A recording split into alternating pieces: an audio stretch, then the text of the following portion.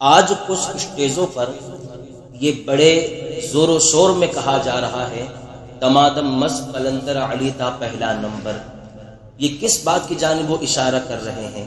کہ مولا کائنات شیر خدا رضی اللہ تعالیٰ عنہ پہلے خلیفہ ہیں؟ اگر وہ اس چیز سے یہ کہنا چاہتے ہیں یاد رہے یہ امت میں نیا فتنہ وہ پیدا کر رہے ہیں، اس لیے کہ ہمارا تو آج تک یہی نظریہ رہا ہے اور ہے، صبح قیامت تک رہے گا کہ پہلے خلیفہ حضرت سیدنا صدیق اکبر رضی اللہ تعالی عنہ ہیں، ان کے بعد حضرت عمر، ان کے بعد حضرت عثمان، پھر مولا کائنات شیر خدا رضی اللہ تعالی عنہ ہیں۔ یاد رہے یہ نظریہ ہم اہل سنت کا ہے کہ حضور صلی اللہ علیہ وسلم کے بعد خلیفہ سیدنا صدیق اکبر ہیں۔ اگر خلیفہ اول حضرت علی ہوتے تو کہیں نہ کہیں حضرت علی اس کا ذکر فرماتے۔ حالانکہ بصرہ کی سرزمین پر جب سوال ہوا حضرت علی سے کہ کیا اللہ کے نبی صلی اللہ علیہ وسلم نے اپنے بعد یہ وصیت کی تھی کہ آپ خلیفہ بنیں گے، تو آپ نے انکار کیا۔ یہ دیکھیں روایت ابن اساکر جلد 42 صفحہ نمبر 442 پر یہ روایت خود حضرت علی رضی اللہ تعالی عنہ کی موجود ہے۔ ابن اساکر نے حضرت امام حسن رضی اللہ تعالی عنہ کے حوالے سے لکھا ہے کہ جب حضرت علی رضی اللہ تعالی عنہ بصرہ تشریف لائے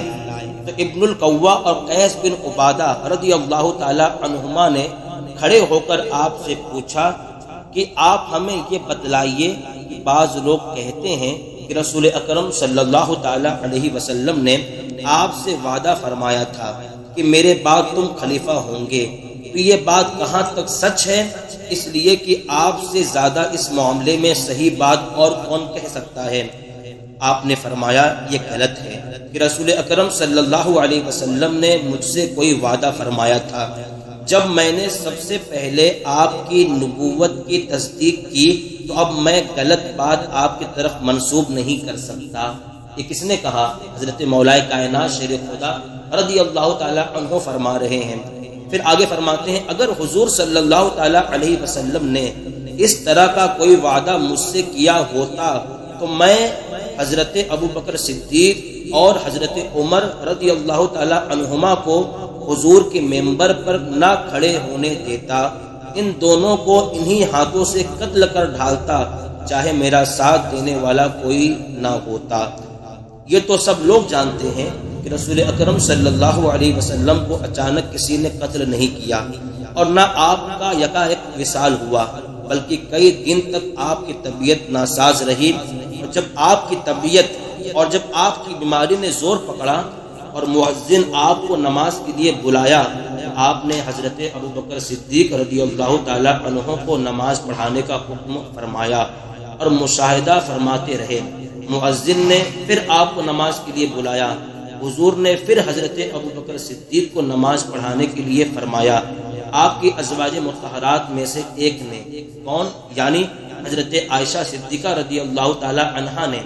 حضرت ابو بکر رضی اللہ تعالی عنہ کو امامت سے باز رکھنا چاہا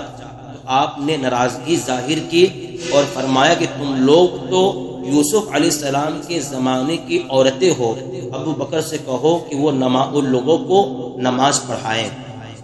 حضرت علی رضی اللہ تعالی عنہ نے فرمایا کہ جب رسول اکرم صلی اللہ علیہ وسلم کا وصال ہو گیا تو ہم نے خلافت کے متعلق غور کرنے کے بعد پھر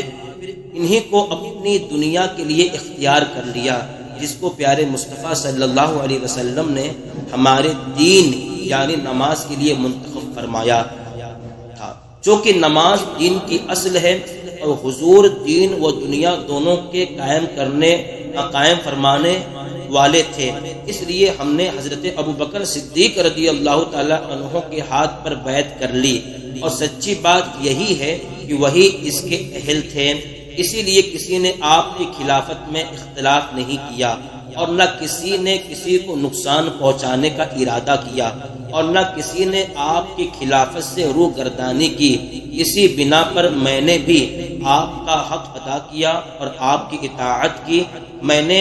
آپ کے لشکر میں شریک ہو کر کافروں سے جنگ کی، مال غنیمت یا بیت المال سے جو آپ نے دیا وہ ہم نے بخوشی قبول کیا، اور جہاں کہیں آپ نے مجھے جنگ کے لیے بھیجا میں گیا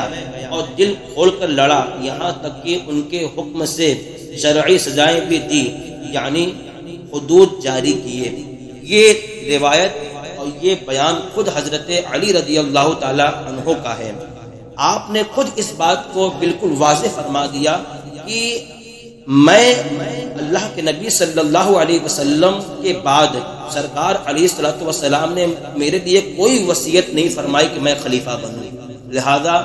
آپ نے خود یہ ارشاد فرمایا کہ ہم نے حضرت سیدنا صدیق اکبر رضی اللہ تعالی عنہ کی خلافت کو تسلیم کیا، اس لیے کہ جب حضور صلی اللہ علیہ وسلم نے ہمارے دین کا جب انہیں امام بنا دیا تو ہم نے انہیں اپنے خلافت کے معاملے میں انہیں اپنا پہلا خلیفہ بنا دیا۔ لہذا یہ جو لوگ شور